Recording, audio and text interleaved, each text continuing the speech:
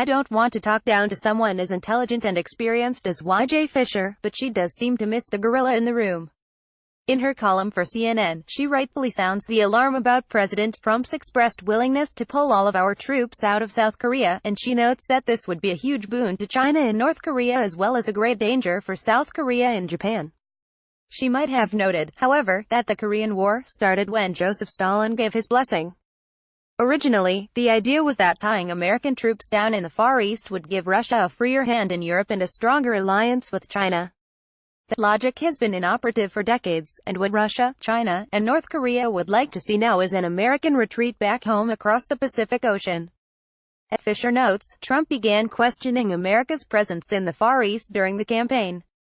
And just prior to the Winter Olympics, there was a flare-up between the president and his chief of staff John Kelly over Trump's insistence that we unilaterally withdraw from the Korean peninsula without any cause, concessions or consultations with our allies.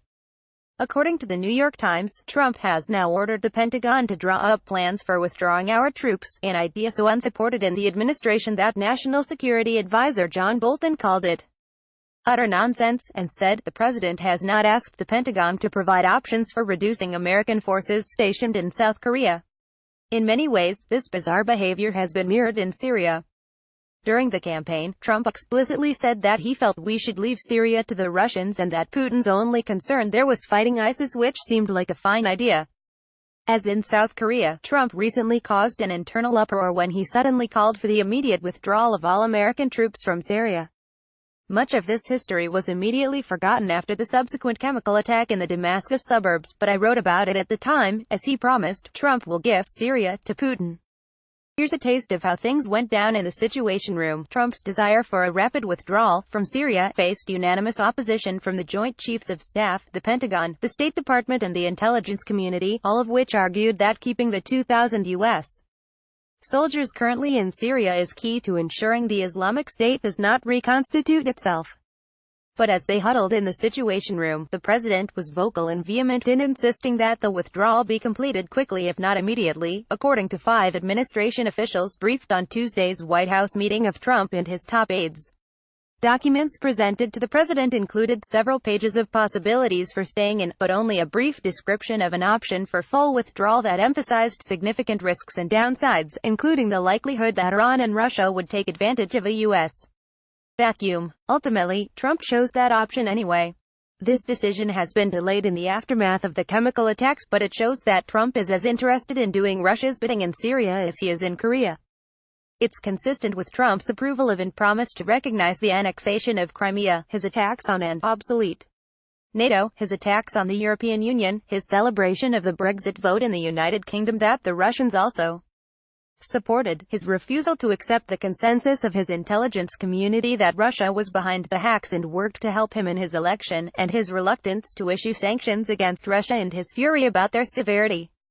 It's consistent with his decision recently to countermand Russian sanctions that had been announced by UN Ambassador Nikki Haley. President Trump was watching television on Sunday when he saw Nikki R. Haley, his ambassador to the United Nations, announce that he would impose fresh sanctions on Russia. The president grew angry, according to an official informed about the moment. As far as he was concerned, he had decided no such thing. There's really nothing subtle about these moves. Trump isn't about subtlety. The day after he fired James Comey, he invited Russia's Foreign Minister, Sergei Lavrov, and Ambassador Sergei Kislyak into the Oval Office and told them that he had been under great pressure in the Russia investigation but that it was now resolved. I just fired the head of the FBI. He was crazy, a real nut job. Then he showed them sensitive intelligence about Syria that had been provided by the Israelis. It was the exact kind of thing the Israelis had been worried about. In January 2017, it was reported that Israeli intelligence officials were concerned that the exposure of classified information to their American counterparts in the Trump administration could lead to it being leaked to Russia and onward to Iran. The intelligence concerns, which had been discussed in closed forums, were based on suspicions of ties between Trump, or his associates, and the government of Vladimir Putin in Moscow. Given the cumulative evidence, do we not have the right to suspect that Trump's motives in wanting to pull our troops out of Korea don't have anything to do with saving money or enhancing our national security? Does it not seem more likely that Trump is engaged everywhere in actions that will benefit Russia? Pulling out of the Paris climate deal helps oil-producing states like Russia while decimating America's moral standing in the world. Breaking America's commitment to the Iranian nuclear deal creates the worst rift in the transatlantic alliance in its entire history and leaves Europe isolated and more Russia-dependent than ever. If Vladimir Putin were in the White House instead of Trump, he would make these same decisions, but he wouldn't get away with such obvious sabotage. And, yet, we have David Brooks telling us that Trump is perhaps governing like a true gangster. If not for the Trump and Michael Cohen peer circle, white-collar prisons would be sitting empty. And this all happened before Trump and Cohen elevated their moral associations even higher by untangling with Russian oligarchs. And yet I can't help but wonder if that kind of background has provided a decent education for dealing with the sort of hopped-up mobsters running parts of the world today. There is growing reason to believe that Donald Trump understands the thug mind a whole lot better than the people who attended our prestigious foreign service academies. The first piece of evidence is North Korea. When Trump was trading crude, back-alley swipes with Little Rocket Man, Kim Jong-un, about whose nuclear button was bigger, it sounded as if we were heading for a nuclear holocaust led by a pair of overgrown prepubescents. In fact, Trump's bellicosity seems to have worked. It's impossible to know how things will pan out, but the situation with North Korea today is a lot better than it was 6 months ago.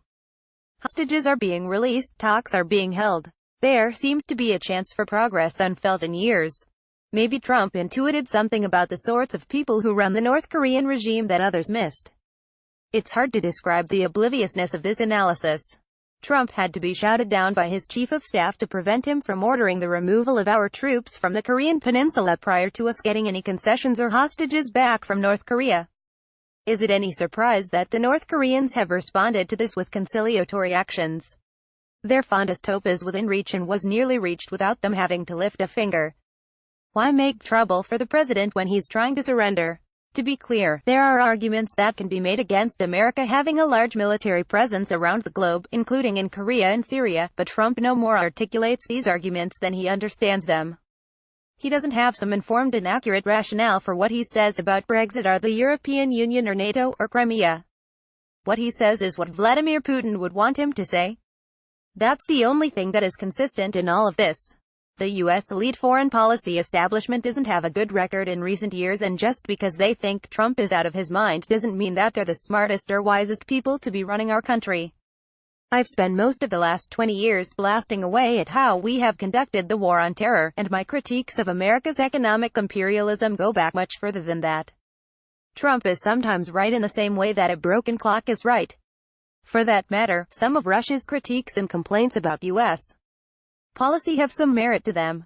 But as dissatisfied as I am with the people who have been running our country, I am completely appalled to see our country taken over by a kleptocratic assassin like Vladimir Putin. His values and his foreign policies can never be our values and our foreign policies. And, yet, this is exactly what we're seeing happen right in front of our eyes. The problem is compounded by the fact that this is so shocking and hard to accept that even knowledgeable critics have a hard time facing up to it. So we get critiques like the ones above from Y.J. Fisher and David Brooks. They have wildly divergent takes on what we're seeing in North Korea, but where they agree is in missing the real story. Trump isn't some masterful thug negotiator, nor is he ready to give away the store in return of anything of actual value. He's just anxious to give away the store.